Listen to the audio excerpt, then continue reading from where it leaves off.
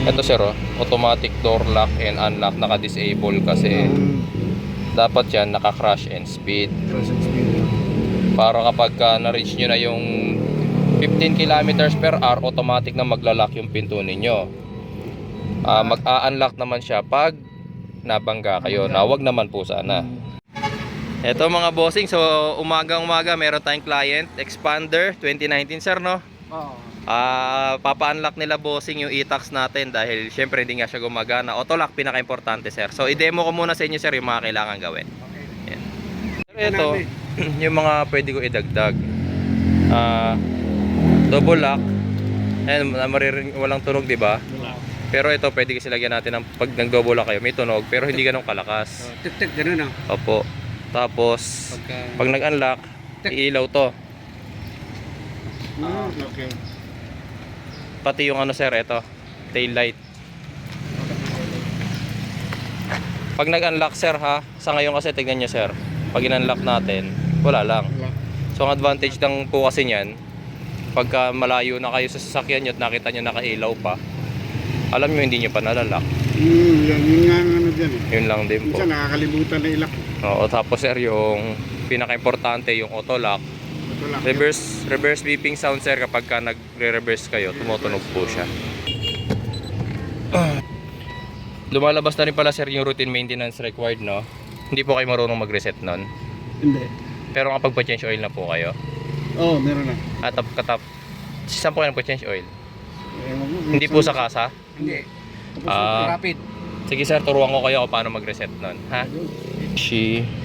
Sir, bago ako mag-coding, nag-i-scan muna ako para malaman ko kung meron siyang existing na error codes. Para malaman natin sir kung ilan yung kung may error code, kung may dati siyang problem.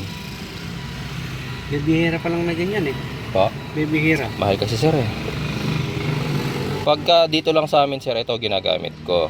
Kasi nasa 120k din eh. Pero pagka lumalabas ako sir, ginagamit ko yung isa yung mas mura. Ito sir, engine switch tsaka yung power supply low voltage. Stored naman siya pero kailan po kayo huling nagpalit ng battery sir? Matagal na. Siguro baka higit ng 3 taon. Medyo mahina na rin sir ang battery ninyo ha. Okay. Pagka nakaranas na kayo sir ng isang click para matagal siya mag-start, Yan na. oo, magpalit na po kayo. Wala pa naman tong kadyot. Oo. Kaysa mga stress ka dyan sa ano. Coding, manual coding, yan po. Nalalaman din po kung ano ng battery niya, no? Opo. Ito sir, naka kilometer per liter ka na ba doon? Hindi pa. Ewan ko, hindi yata. Kilometer per liter ko na para Oo, ano. para Although meron naman settings yan dito, pero dito ko nabaguhin para pareho na. Reverse alarm sir. yun. Available. Available, oh. Opo.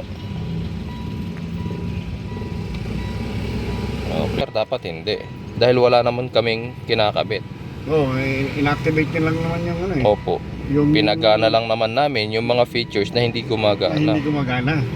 Na dapat na Ito sir, oh, automatic door lock and unlock, naka-disable kasi dapat yan naka-crash and speed. crash and speed. Para kapag na-reach nyo na yung 15 kilometers per hour, automatic na magla-lock yung pinto ninyo. Mag-a-unlock naman siya pag nabangga kayo. Na wag naman po sana.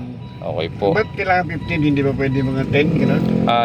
Walang particular setting sir, pero basta ano, yun yung kasi nasa default mode ni Expander. Sandali lang naman yung Tsaka yung 15 sir, kaya mabilis naman ma-reach yung 15 kph.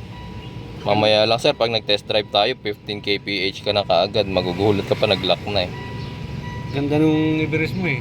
Paglalabas ka, nakalimutan mong mag ano. Wala na yun sir, nabenta ko na. Ano binta mo na yun? Kasi sir, nagkautang ako this year eh. Gano'n? Opo, ito sir yung sa ilaw. Yung kapag nag-unlock ka, may ilaw. Meron pang isa yan sir. Yung sa likod naman, yung isa.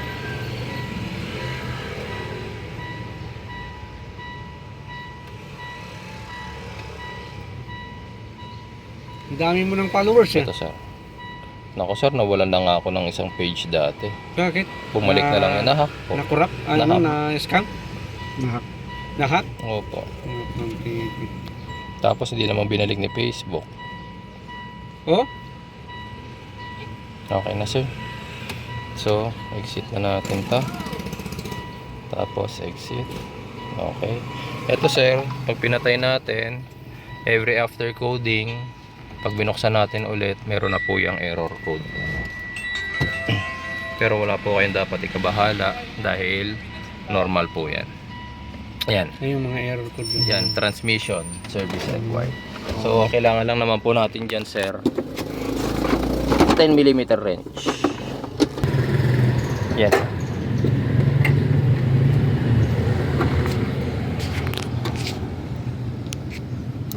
Anong kinabit, sir? Busina?